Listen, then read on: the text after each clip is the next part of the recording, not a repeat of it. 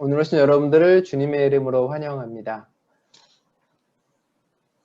절기가 이제 우수를 지나서 경칩으로 들어갑니다.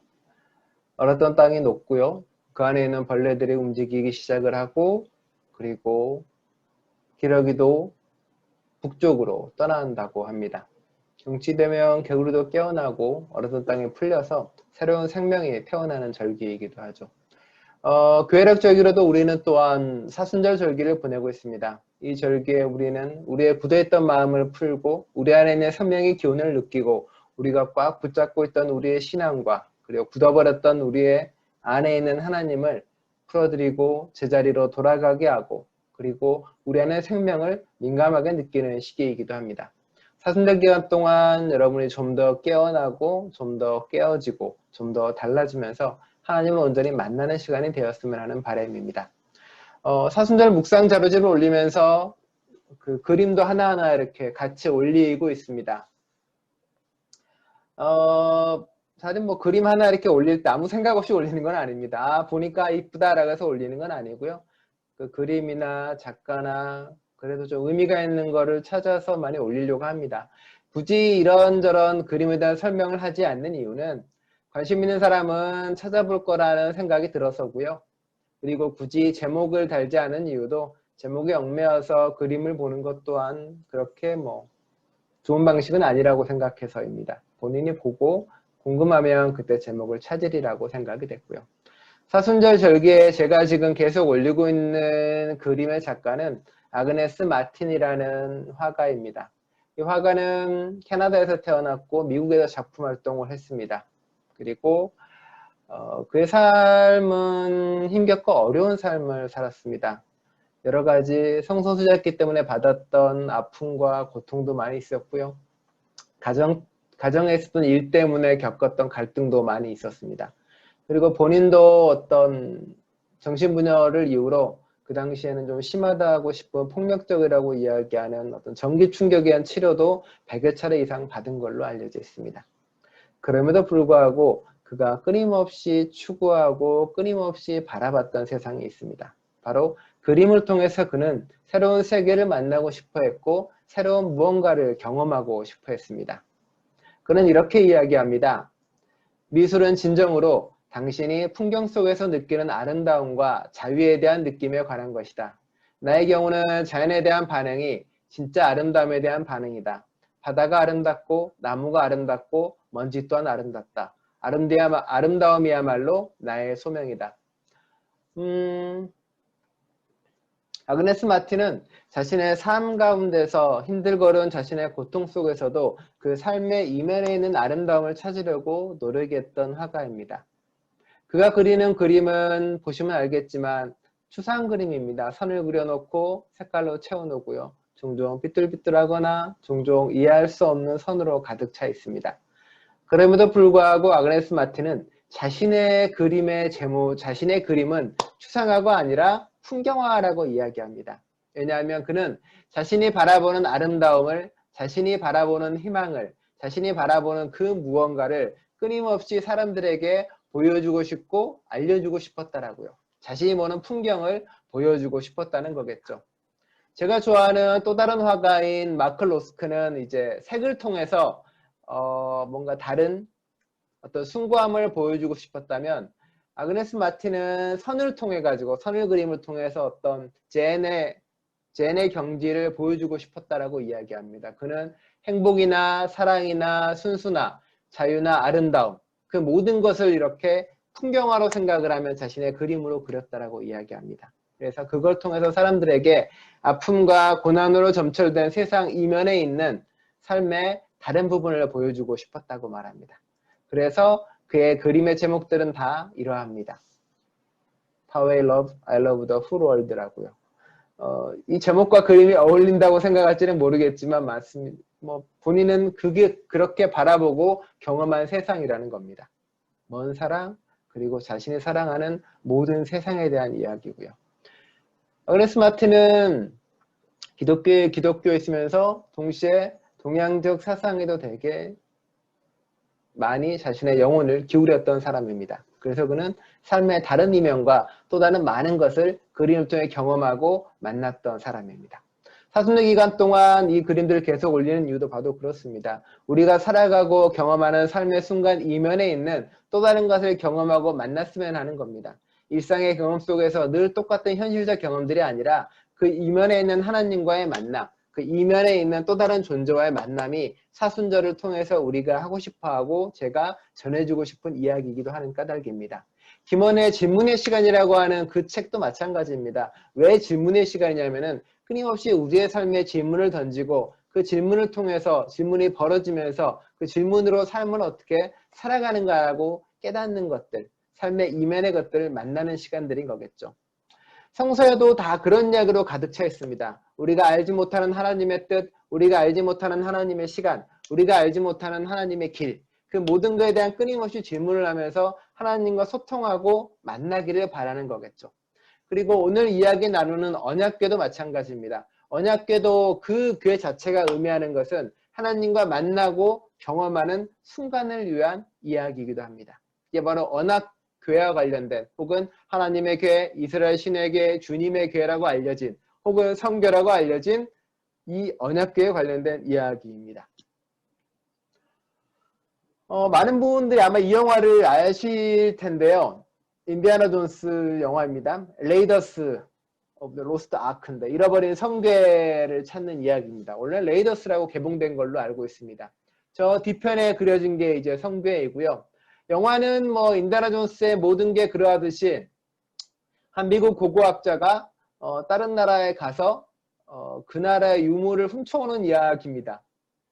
훔쳐서 미국에 가져다 놓는 뭐 이렇게 옳지 않은 이야기지만은 여러모로 인기가 있었던 이야기이기도 하죠. 그 첫 번째가 바로 성궤, 오늘 이야기 나눌 언약궤에 관련된 이야기입니다.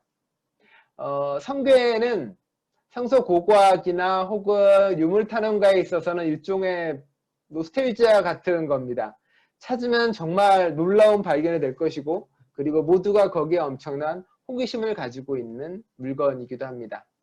영화의 한 장면이죠. 성궤를 들어올리는 장면입니다. 그렇게 크지 않습니다. 보통 길이가 2자 반이니까 한 1m 25고요. 이쪽 1m 25, 높이로 따지면은 아마 70 정도. 그러니까 작은 궤입니다. 그렇게 만들어져 있고요.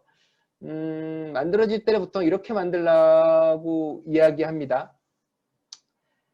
너는 그 속죄판을 궤 위에 얹고 궤 안에는 내가 너에게 줄 증거판을 넣어두어라. 내가 거기에서 너를 만나겠다. 내가 속죄판이고 증거궤 위에 있는 두 그룹 사이에서 이스라엘 자손에게 명할 모든 말을 너에게 일러주겠다라고 이야기합니다. 출애굽기에 걸어 이것을 어떻게 만들지에 대한 설명이 대단히 자세히 나와 있습니다. 자세히 나와 있는데 이제 보면 아시겠지만 나무로 만들어집니다. 밑에 궤는 나무로 만들어가지고 썩지 않도록 재를 개서 그 재에다가 이렇게 금박을 해서 썩지 않도록 바릅니다. 그 다음에 그 위에가 이제 그 속죄판이라고 만들어지는데 저 사진을 보시면 궤 위에 천사 2명이 앉아있는 판 있잖아요. 그거를 속죄판으로 이야기합니다. 이거는 금으로 얇게 만듭니다. 금으로 두드려서 얇게 만들고요. 거기 위에 놓게 돼 있습니다. 이 성궤는 실은 바벨론이 침공을 해서 그 이후로는 역사적 기록에서 사라져 버립니다. 어디로 갔는지 지금은 알 수 없는 게 돼버렸죠. 그래서 레이더스나 인디아나 존스의 이 성궤를 찾는 것들이 이제 그 영화로 많이 나오는데요. 잃어버린 성유물이 꽤 많습니다. 이거 말고도 뭐 예수를 찔렀다고 알려진 롱길스의 차인이나 뭐 영화로 만들어진 예수님의 성배라던가 뭐 예수님의 수의라던가 이런 것들도 성유물처럼 만들어져 가지고 많은 소설이나 영화의 주제가 되기도 하는 거겠죠. 성궤가 어딨냐에 대한 여러 가지 이야기가 있습니다만 레이더스 같은 경우는 그곳이 이집트에 있다라고 믿습니다. 그래서 영화가 제작됩니다. 왜 그러냐면 솔로몬이 이제 시바의 여왕 에디오피아 여왕과 결혼을 합니다. 그러면서 미래를 예언하고요. 에디오피아로 그 성궤를 빼돌립니다. 그쪽에 가서 숨겨놓으라고 이야기를 하는 거죠. 뭐 그렇게 사라져서 지금 에디오피아에 있다는 말도 있습니다. 에디오피아에 가면은 이 성궤가 보관된 교회가 사실 있습니다. 그리고 그걸 지키는 성전 기사단이라는 사람도 실제로 있고요. 그 사람들이 성전을 지키고 있다고 이야기하지만 일반에게는 전혀 공개하지 않고 있습니다.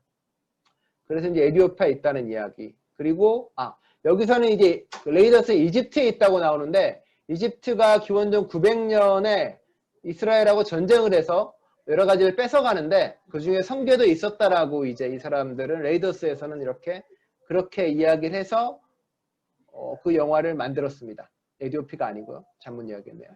그 다음은 어떤 얘기가 있냐면, 이스라엘 멸망하기 전에 그 사람들이 히스기야 땅굴이라고 예루살렘 밑에 토굴이 있는데 거기다가 성궤를 숨겨놨다는 이야기가 전해집니다.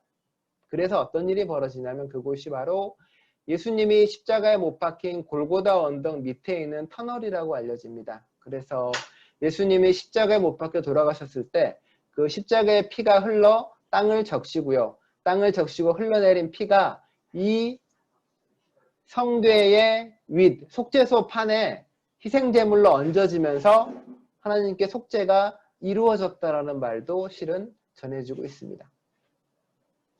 이런 거는 뭐 중고등학교 때 워낙 이런데 궁금한 게 많잖아요. 야, 성궤는 어디 갔을까? 예수님의 성궤는 어디 갔을까라고 이렇게 찾아보는데 거기에 보면은 그런 이야기들이 참 많이 나와 있습니다.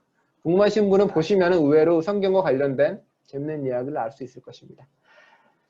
자, 원래 성궤가 만들어진 이 성궤라고 왜 그랬냐면 저 궤짝 안에 포함되어 있는 거는 그겁니다. 증거판, 우리 말하는 그 모세의 십계명판이 거기 있다고 알려져 있고요. 그 부서진 십계명판이 거기 있다고 알려져 있고, 또 하나는 만나가 여기 들어있다고 알려져 있습니다. 그리고 또 하나는 아론의 쌍난 지팡이 3개가 들어있다고 알려져 있습니다. 이 궤의 목적은 이 3가지를 넣어놔서 하나님에 대한 율법을 기억하는 것이었고요. 하나님의 은혜를 기억하는 것이었고, 생명을 지키는 하나님의 모습을 그대로 기억하고 간직하겠다는 의미로 이 궤 안에 그것을 넣어놨습니다. 그리고 그곳에 위에 이제 속죄판을 깔았는데, 속죄판은 어떤 곳이냐면은 말씀에서 보시면은 아시겠지만 내가 거기에서 너를 만나겠다라고 모세에게 이야기하는 겁니다. 바꿔 말하면 이 조그마한 속죄판 위에 하나님이 계실 테니까 모세가 와서 거기서 하나님을 만나고 이야기하겠다는 겁니다. 그리고 만들고 그 다음에 궤를 그 다음에 이제 나머지 그 십계명판이나 혹은 쌍난 지팡이나 만나를 집어넣게 됩니다. 원래 언약궤의 목적은 무언가를 보관하기 이전에 하나님과 만나서 대화하고 이야기 나누는 곳입니다. 그것이 바로 언약궤의 목적이었고 모세가 언약궤를 만든 이유고 하나님이 만든 이유이기도 합니다. 이 언약궤는 고정되거나 그리고 항상 어딘가에 반드시 보관되어지는 것들이 아니라 보시는 것처럼 아카시아 나무 양쪽에 항상 꿰어져 있습니다. 언제든지 움직일 수 있고 언제든지 이동할 수 있게 만들어져 있습니다. 고정되어서 어딘가에 굳어진 채 모셔지는 것들이 아니라 움직여 다니면서 하나님이 원하는 곳에 머물 수 있도록 만들어져 있다는 거겠죠. 이 성궤는 여러 군데 쓰이는데요. 첫 번째로 쓰이는 곳은 성경에 나오는 인상적인 부분은 뭐냐면 여호수아 군대가 요단강을 건널 때 언약궤를 건 사람들이 이제 강을 이릅니다. 그래서 강을 위에 흐르던 물이 멈추고 백성들이 마른 땅을 밟고 요단강을 건너게 됩니다. 그리고 또 다른 일은 이제 언약궤를 들고 여리고 성벽을 돌게 되죠. 그러면서 성벽이 무너져 내리고 이스라엘 사람들은 가나안 땅으로 들어가게 됩니다. 그리고 그 다음 벌어지는 일이 바로 오늘 있는 일이기도 합니다. 오늘 본문에 보시면 아시겠지만 이제 이미 언약궤를 블레셋 사람들이 가지고 있습니다. 그 전에 무슨 일이 벌어졌냐면 말씀을 드렸지만 엘리가 이제 엘리와 두 아들들이 범죄한 일을 저지르게 되죠. 하나님의 말씀을 제대로 듣지 않고 하나님의 말씀에 순종하지도 않고 엘리의 두 아들이 저지른 범죄에 대해서 엘리가 정죄하거나 심판하지도 않습니다. 그로 인해서 이제 블레셋 사람들이 이스라엘을 쳐들어오게 됩니다. 4,000명이 죽는 전쟁이 벌어지고 나자 엘리와 두 아들들은 걱정이 앞서게 됩니다. 이 어려움을 극복하기 위해서 그들이 내온 안이 뭐냐면 이 언약궤를 가지고 가자 했습니다. 언약궤를 가지고 가면 하나님이 그 위에 계실 테니까 우리가 전쟁에서 이길 것이다 라고 이야기합니다. 그래서 엘리와 두 아들은 결정을 하고요. 엘리 아들들이 이 언약궤를 가지고 전쟁터로 나갑니다. 근데 어떻게 됩니까? 언약궤가 있고 없고랑 관계없이 4만 명이 죽는 더 큰 참패를 하게 됩니다. 그리고 언약궤마저 빼앗기게 되는 거겠죠. 레이더스란 영화에서는 언약궤를 가지면 모든 전쟁에서 승리할 수 있다라고 이야기하지만 성서에서는 그 장면이 나오지 않습니다. 성서는 오히려 가져갔다가 대패한 이야기만 나옵니다. 언약궤를 가지고 전쟁에 이긴다던가 언약궤를 가지고 성서에서 승리할 수 없다는 이야기를 보여주고 있습니다. 하나님에 대한 신앙이 바뀌고 변화되는 과정입니다. 전쟁의 신 야훼가 아니라 이기기 위해서 하나님을 앞장 세우는 신앙이 아니라 이제 더 이상 하나님은 누군가를 죽이거나 혹은 하나님이 누군가를 전쟁을 일으키기 위해서 이용되는 존재가 아니라고요. 경쟁에서 이기기 위해서 상대방을 억누르기 위한 신앙이 아니라고 이야기하고 있습니다. 그래서 블레셋에게 빼앗겨버린 언약궤는 이제 돌아가서 다른 사람의 신전에, 블레셋 신전에 머물게 됩니다. 블레셋 사람들이 그 빼앗은, 자신들이 승리해서 빼앗은 많은 종교 상징물들을 자신들의 신전에 놓는 이유는 그 성유물에 어떤 성교 같은 것에 신이 있을 거고 그 신이 당연히 이제는 블레셋 것이 됐으니까 그 신은 블레셋을 위해서 봉사해야 되고 블레셋에게 축복을 내릴 거라고 믿었기 때문에 그러합니다. 신이 인간의 것이고 신이 인간에 의해서 이용되는 것이라고 믿었기 때문에 그러한 거겠죠. 하지만 오히려 그런 일은 벌어지지 않습니다. 하나님은 스스로 자신의 자리를 선택하시고 자유로운 존재입니다. 그는 블레셋 전체를 재앙으로 몰아넣습니다. 마치 모세가 출애굽을 하기 위해 했던 10가지 재앙처럼 블레셋 땅에도 재앙이 벌어지고 종양이 벌어지고 수많은 일들이 벌어집니다. 어쩔 수 없이 그들은 다시 이 성궤를 이스라엘로 돌려보냅니다. 소에 딸려가지고 이렇게 돌려보내게 됩니다. 그래서 이스라엘 사람들이 바로 이 성궤를 다시 차지하게 되는 이야기가 나오게 됩니다. 이게 오늘의 이야기이기도 합니다. 하나님이 이 성궤가 있는 이유는, 그리고 성궤로 상징되는 이유는 그것이 어떤 놀라운 기적을 만든다거나 혹은 놀라운 능력을 가지기 때문에 가치 있는 거라고 이야기하지 않습니다. 성궤가 가치 있고 놀라운 이유는 성궤가 가지고 있는 특별한 속성 때문에 그러합니다. 첫 번째는 말씀드린 것처럼 그 안에는 첫 번째는 가장 중요한 이야기인데 그곳이 바로 하나님과 만나는 장소이기 때문에 그렇습니다. 하나님과 소통하는 곳입니다. 하나님이 어디든 있고 어느 곳에 있다는 건 사실입니다. 하지만 이스라엘 사람들이나 수많은 사람들은 특별히 소통하고 특별히 대화할 장소로 이 언약궤로 택했다는 거겠죠. 우리는 지난주에 사무엘에 대한 이야기를 하면서 사무엘이 어디서 하나님의 목소리를 들었는가를 알 수 있습니다. 뭐라고 이야기하냐면 사무엘이 하나님의 궤가 있는 성전에 머물렀다라고 이야기하고 있습니다. 그리고 엘리도 좀 멀리 있었던 거고요. 엘리의 두 아들은 아예 그곳에 있지도 않은 거겠죠. 사무엘만이 하나님의 궤가 있는 성전에 머물렀다고 이야기하는 것은 사무엘만이 온전히 하나님과 대화할 수 있는 자리에 앉았다는 것이고 사무엘만이 온전히 성궤가 간직하고 있는 약속들, 언약궤에 들어있는 십계명판들, 그리고 그 안에 있는 아론의 쌍난 지팡이 만나를 기억하고 아는 사람이었다는 겁니다. 사무엘은 그렇게 언약궤를 그 의미를 온전히 가지고 인정하는 사람이었고 그랬기 때문에 하나님과 대화할 수 있었다라고 고백하는 거고요. 다시 이 언약궤가 돌아오고 그리고 그 이후로 다시 사무엘의 통치가 시작됐다라고 성서는 이야기하고 말하고 있습니다. 사무엘은 온전히 언약궤 앞에서 하나님과 소통할 수 있는 자였고 그 역사를 온전히 기록하는 사람들이었습니다. 언약궤와 관련된 여러 가지 이야기가 있는 것 중에 하나는 잘못 만져서 죽은 사람의 이야기도 있고요. 그리고 그 뚜껑을 열어서 죽은 수많은 사람들의 이야기가 나와 있기도 합니다. 바꿔 말하면 하나님의 언약궤라는 것은, 언약궤로 상징되는 모든 것들은 우리가 어떻게 하나님과 만나고 기억하는 것에 대한 가장 중요한 이야기를 전해주고 있다는 겁니다. 모세가 그곳에서 하나님과 끊임없이 대화하고 이야기 나누듯이 우리도 그래야 된다는 것이고 그 안에 하나님의 약속의 판이 들어있는 것처럼 그리스도인들도 그러해야 된다는 겁니다. 그리고 언약궤는 반드시 사람이 들고 날라야 됩니다. 이방 사람들은 저렇게 소에다가 실어가지고 날라도 아무 문제가 없을 수 있지만 이미 그 안에 수많은 재앙을 받았기 때문에 손댈 수 없었기 때문에 그들은 날랐지만 이스라엘 사람들은 반드시 사람이 짊어지고 그것을 나르라고 이야기합니다. 그렇지 않아서 보면은 이 뒤에 이제 서로 나르게 해가지고 일이 한번 벌어집니다. 서로 나누게 해가지고 바퀴가 부서지고 잘못해서 만진 사람이 죽는 사건도 벌어지기도 합니다. 왜 사람이 직접 나르게 했을까요? 왜 사람만이 직접 이것을 지고 옮기게 했을까요? 그것은 아마 우리가 짊어져야 될 하나님의 신앙과 사명에 대한 이야기를 끊임없이 해주고 싶은 겁니다. 누군가 대신 짊어지고 누군가 대신 끌고 가고 내가 힘들다고 해서 누군가 하는 것들이 아니라 내가 반드시 짊어져야 될 하나님의 소통이고 하나님과의 약속이라고 끊임없이 말하고 있습니다. 그리스도인은 바로 그런 사람들입니다. 그리스도인들은 하나님을 이용하거나 하나님을 자신의 전쟁에 끌고 와서 승리의 도구로 사용하는 것들이 아니라 하나님이 원하시는 곳에, 하나님이 바라시는 곳에, 하나님이 가고자 하는 곳에 그 하나님의 궤를 끌고 들고 움직이는 사람들입니다. 그것이 바로 하나님의 명령이고 그리스도인들이 우리가 해야 될 일인 거겠죠.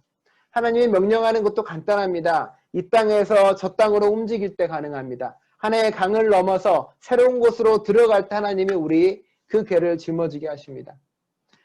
이 땅에서 하나의 성을 허물고 하나님이 원하는 새로운 땅으로 가고자 할 때 하나님의 궤는 우리에게 짊어지고 우리의 길을 인도하고 이끌어가는 겁니다. 지금 우리가 살고 있는 뻔한 세계, 국가 권력이 지배하기도 하고요. 고난이 지배하기도 하고 그리고 잘못된 세상 질서로 지배되기도 하고 혹은 우리의 개인 삶 속에서 고통과 절망 가운데 갇혀있는 이 공간을 넘어서기 위해서 언약의 궤가 필요하다고 말하는 것이고 야훼의 궤가 필요하다고 이야기하는 겁니다. 전쟁에 위한 것이 아니라 이 세상에서 저 세상으로 넘어가기 위한 도구로서 넘어가기는 힘으로써 이용되고 있습니다. 그게 바로 그리스도인들이 하나님과 어떻게 만나고 어떻게 함께 살아가야 되는 이야기입니다. 우리가 하나님과 끊임없이 소통하고 만나는 장소가 우리 안에 있고 우리 안에 있다면 우리 안에 우리가 언약궤로서 하나님의 약속을 기억하고 하나님의 축복을 기억하고 하나님의 생명을 기억하는 게 우리 안에 있다면 우리가 온전한 언약궤로서 새로운 세상을 살아갈 수 있다라고 보여주고 말씀하십니다. 사무엘의 언약궤 이야기는 그것을 우리에게 다시 한번 말려주고 있습니다. 사순절 기간 동안 우리가 언약궤의 삶으로서 우리의 삶을 바꿔야 됩니다. 하나님과 끊임없이 소통하는 자야 되고 하나님의 약속이 하나님의 생명이 그리고 하나님의 축복이 늘 우리 안에 있다는 것을 기억해야 하면 됩니다. 그럴 때 우리의 발걸음마다 어쩌면 새로운 세상이 그리고 새로운 삶이 새로운 내일이 달라질 겁니다. 큰 놀라운 무언가를 이야기하는 것들이 아닙니다. 작은 삶의 순간 일상을 바꾸는 것조차 어쩌면 힘겹고 어려운 우리에게 언약궤의 신앙은 언약궤를 기억하는 그 신앙은 그 삶의 일상을 조금이라도 깨트려서 그 너머의 약속의 땅으로 갈 수 있게 그 너머의 다른 공간으로 갈 수 있게 우리가 당연하다고 믿는 그 세계를 넘어서서 어쩔 수 없다는 그 세계를 넘어서서 다른 세계를 바라보게 할 겁니다. 그런 언약궤의 은총이 그런 하나님의 교회의 은총이 그런 야훼의 교회의 은총이 저와 여러분에게 함께 하시기를 간절히 축원합니다. 기도하시겠습니다. 하나님,